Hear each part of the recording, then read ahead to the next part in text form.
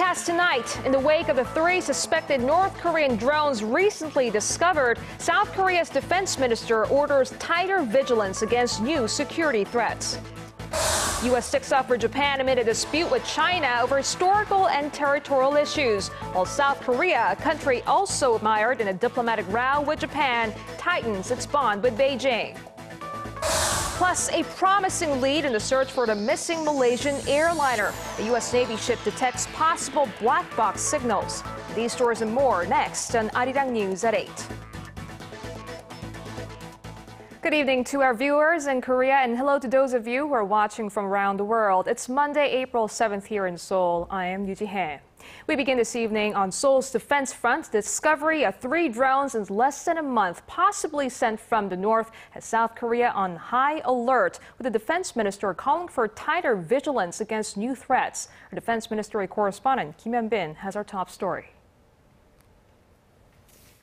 Key commanders from every branch of the military held an emergency meeting Monday to discuss the recent infiltrations of unmanned aerial vehicles. Defense Minister Kim Kwang-jin, who led the meeting, urged all the military to be at the ready for any threat out of Pyongyang. Kim emphasized that the 3 drones found in South Korea in recent days were for surveillance purposes, but warned that future ones may be used to carry out attacks. North Korea has hundreds of unmanned aerial vehicles in its possession, so there could very well be more found in South Korea in the coming days and weeks. The South Korean military says it's well equipped to deal with enemy jet incursions and attack UAVs, but adds that it's much more difficult to detect these types of UAVs, which are very small in size. Seoul says it plans to purchase low-altitude radar and other military gadgetry to prevent further infiltrations. Seoul's Joint Chiefs of Staff said it will take strong actions over Pyongyang's violation of its airspace, and will also mobilize units across the country to search for other drones. A 3rd drone was found on a mountain in Samcheok, Gangwon province, and was reported to the military authorities last Friday. Initial investigations show that drone is the same model as the one that crashed in Paju late last month. It is a worry, as the South Korean military failed to detect these ones until they crashed on South Korea's soil. The ministry says if the drones are confirmed to have come from the north, it will put Pyongyang in clear violation of not only the Korean Armistice Agreement, but also of an international agreement that forbids flying over another country's airspace without prior notification. Kim Hyun-bin, ARIRANG News.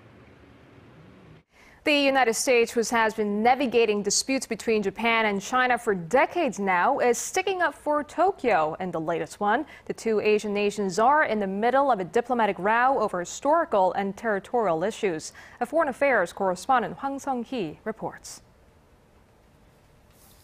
The United States is siding with Japan in a dispute with China that's brewing over historical and territorial issues. And the biannual Western Pacific Naval Symposium next month is shaping up as center stage. China has invited all participating nations to take part in an international fleet review where they can parade their ships, with one exception, Japan. Washington has said no American ships will sail if no Japanese ships do.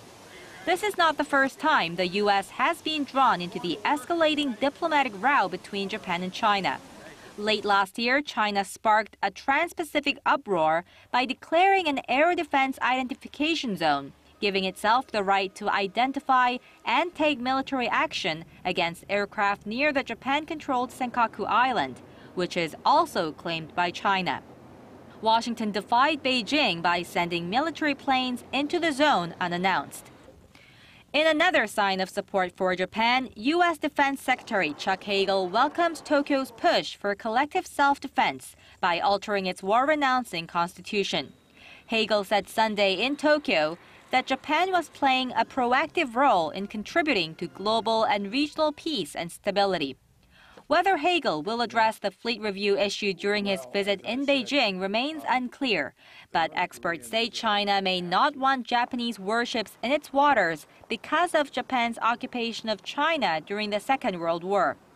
Amid the regional spat, South Korea, a country also mired in a diplomatic dispute with Japan, is tightening its bond with China. According to sources Monday, Seoul's Financial Supervisory Service Governor Choi Soo-hyun met his Chinese counterpart in Beijing last week and agreed to bolster financial cooperation. In the past, South Korea had maintained closer economic ties with Japan. The two neighbors will also conduct a joint study of Japan's wartime sexual enslavement of women through historical documents preserved in China. Hwang Sang-hee, ARIRANG News.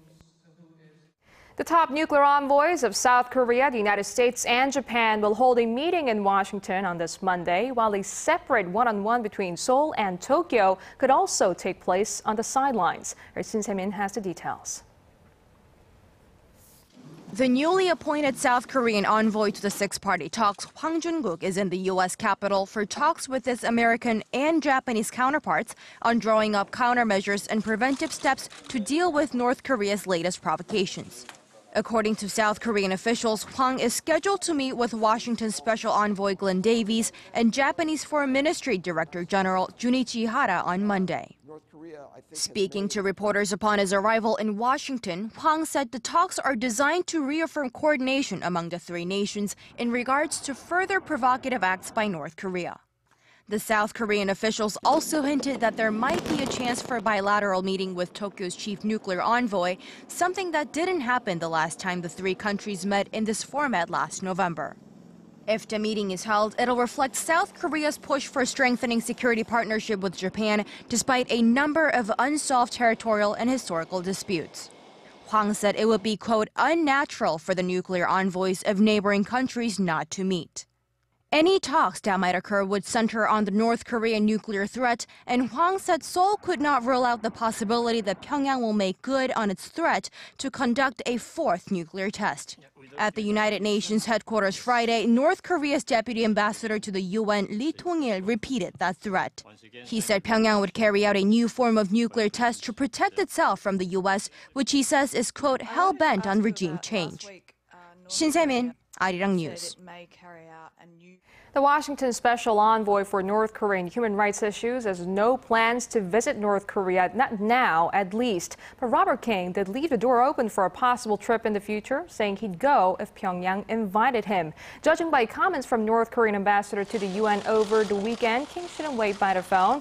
Lee Tong-il said the North has no intention of ever allowing King on North Korean soil. The Pyongyang invited King to visit in February to discuss the release of Korean-American Kenneth Bae, who was sentenced to 15 years of hard labor for attempting to overthrow the state, but the North withdrew that invite at the last moment. The U.S. envoy noted that despite Washington's continuous appeals to release Bae, the North has not given a positive response. King is currently on a 5-day visit to Seoul and will travel to Tokyo later this week.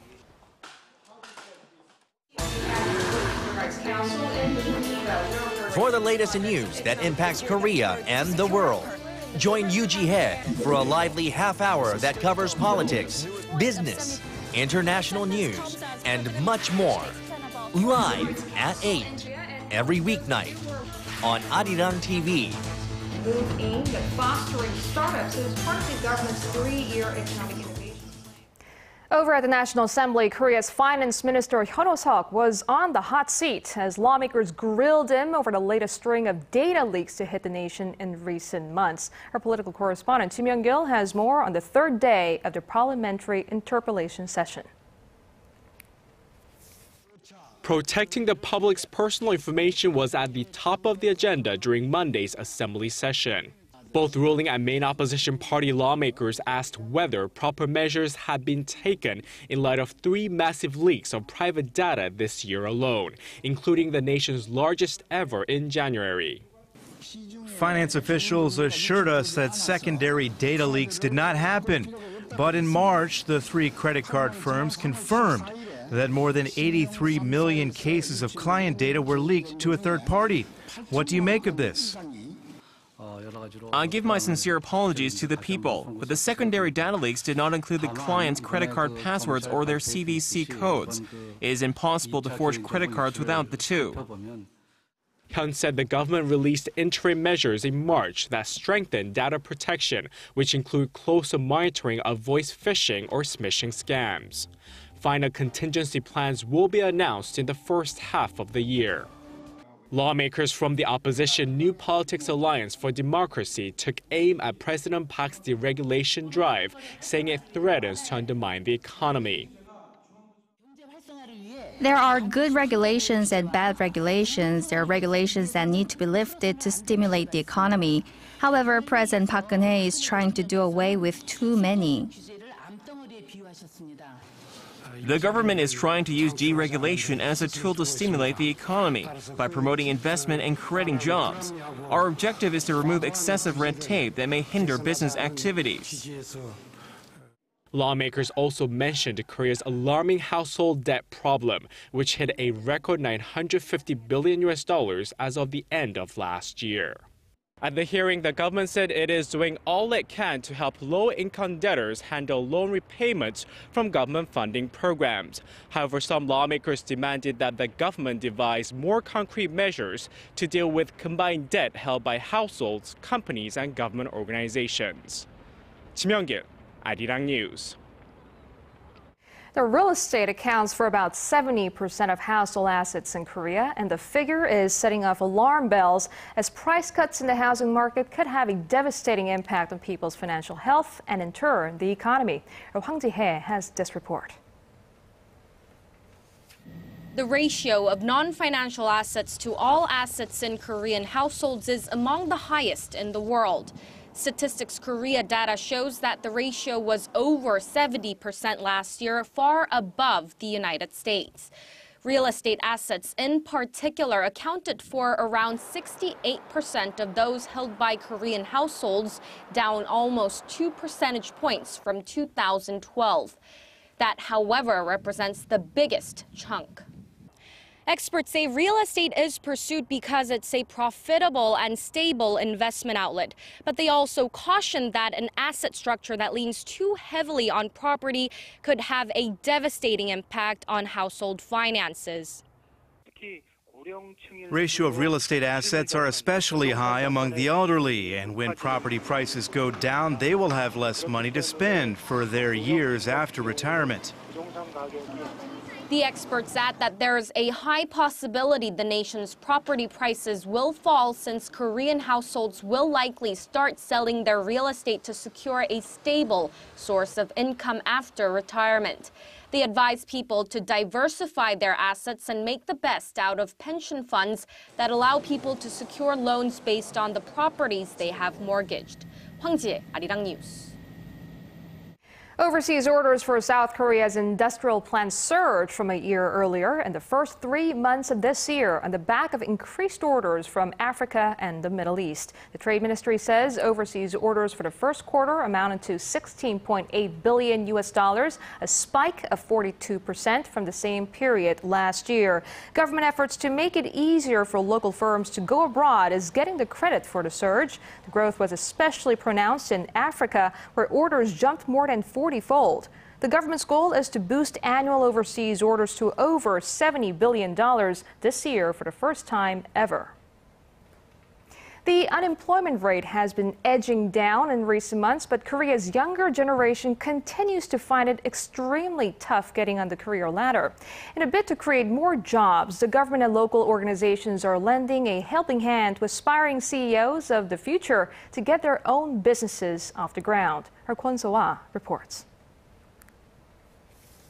Starting one's own business is the dream of many young creative minds in the nation. And to help them achieve that goal, the Ministry of Education recently distributed a startup-friendly school system manual, which allows students to leave university for up to 2 years so they can prepare to set up a business and gives credits to those participating in startup-related activities. 15 universities already had such a system in place at the end of 2013, and the ministry hopes to raise that number to 95 by the second semester of this year. It is difficult for students to start their own business in terms of time, money, and room. However, our school has special startup courses that connect us with venture companies, so we can do internships. Black Box, a club on the Seogang University campus, has already trained over 160 students who are currently active with their own businesses. Despite strong passions and various opportunities to receive help, young Koreans remain hesitant to jump into business. Why? Social perception is a problem. People think it's a better path for university students to work for conglomerates. However, people engaged in consulting at around 230 startup organizations for young people see a bright future. Due to the many success stories nowadays, the social perception seems to be changing. Readiness, a company founded last year, is one of those success stories. Its travel application now boasts around 10,000 users. However, the company needed a good push off the starting line. The biggest concern for young entrepreneurs is seed money. We received that by winning a contest held by the Korea Tourism Organization. These days, the Korea Institute of Startup and Entrepreneurship Development provides us with manpower. Apart from the cases of individual success, the government hopes that these businesses grow bigger, create more jobs, and kickstart a virtuous cycle. Kwon So-ah, ARIRANG News. The National Palace Museum of Korea, much like the rest of the nation, finds itself in full bloom these days. A new exhibition there celebrates the artificial flowers, or chaehwa, that were a mainstay among royal Korean courts centuries ago. Our cultural correspondent Park Ji-won tells us more.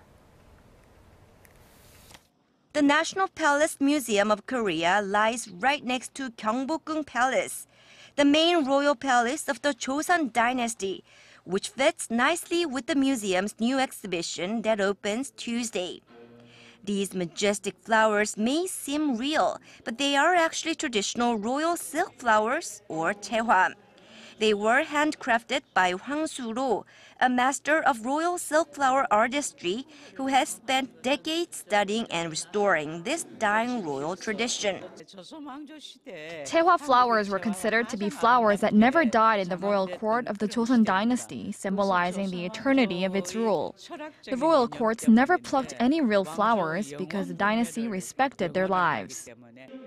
The history of fabricating artificial flowers dates back more than 1,000 years in Korea, but the silk flower artistry flourished in royal courts, particularly during the late period of the Joseon dynasty, the 18th to 19th century, out of the dynasty's 600-year history.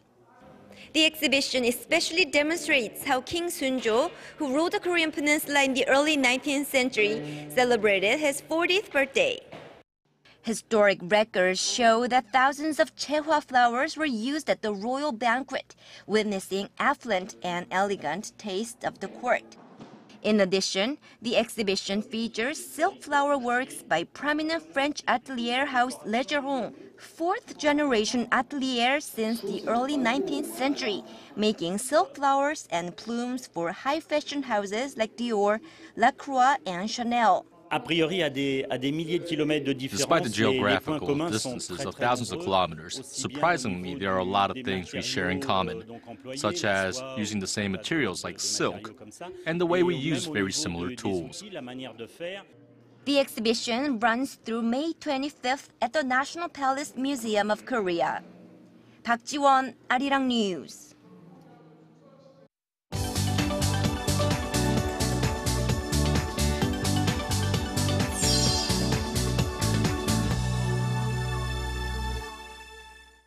It's time to check on some of the stories making headlines on the global front with our Paul Lee at a news center.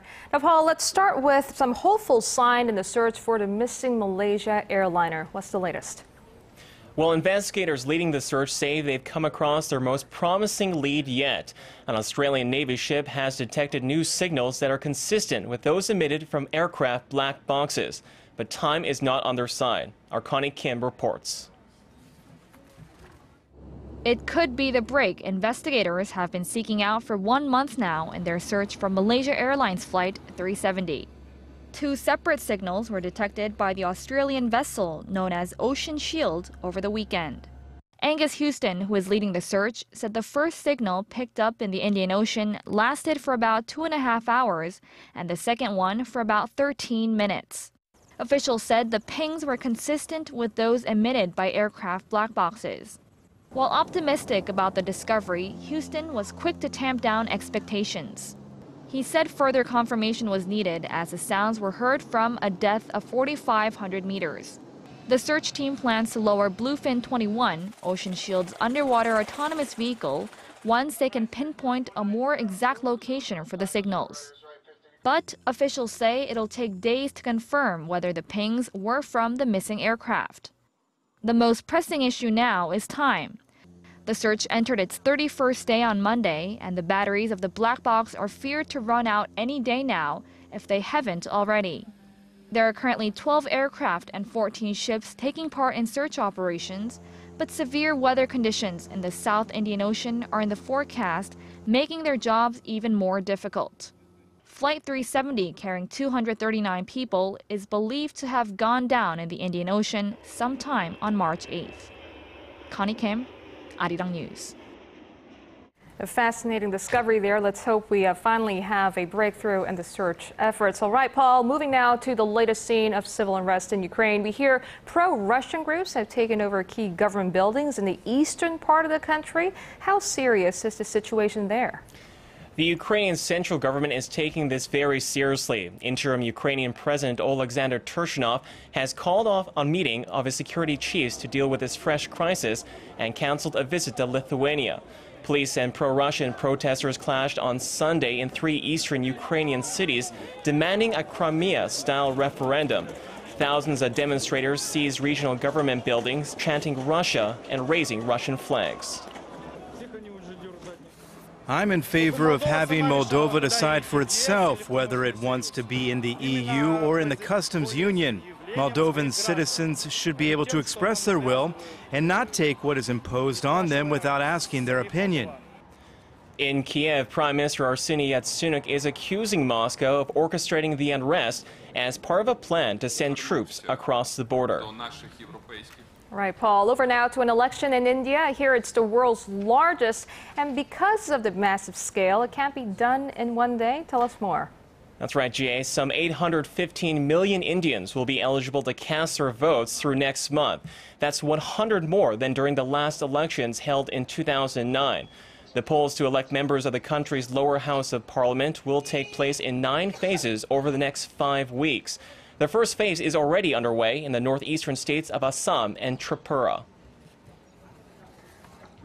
We have come to cast our vote as we hope that a good leader is selected who forms a stable government and can provide solutions to problems the country is facing. Polls released Sunday night show that the ruling Congress Party, led by the Nehru Gandhi dynasty, is likely to take a hit over India's longest economic slowdown since the 1980s.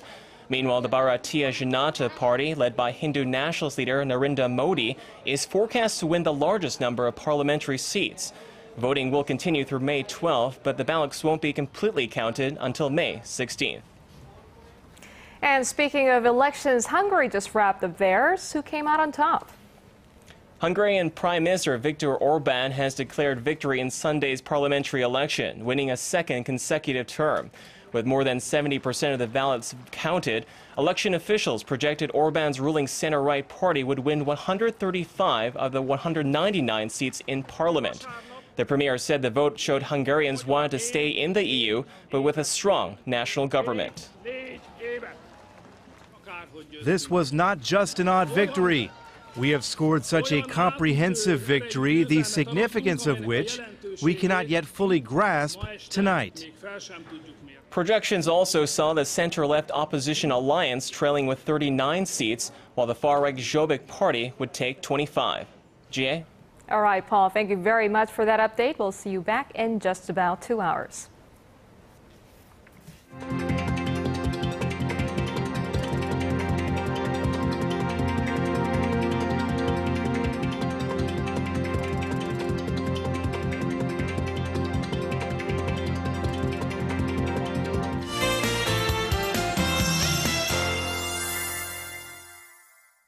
Let's Let's get a check on the weather with our Kim Bo-kyung at the Weather Center. Now, Bo-kyung, things warmed back up again today after a little cold snap this past weekend.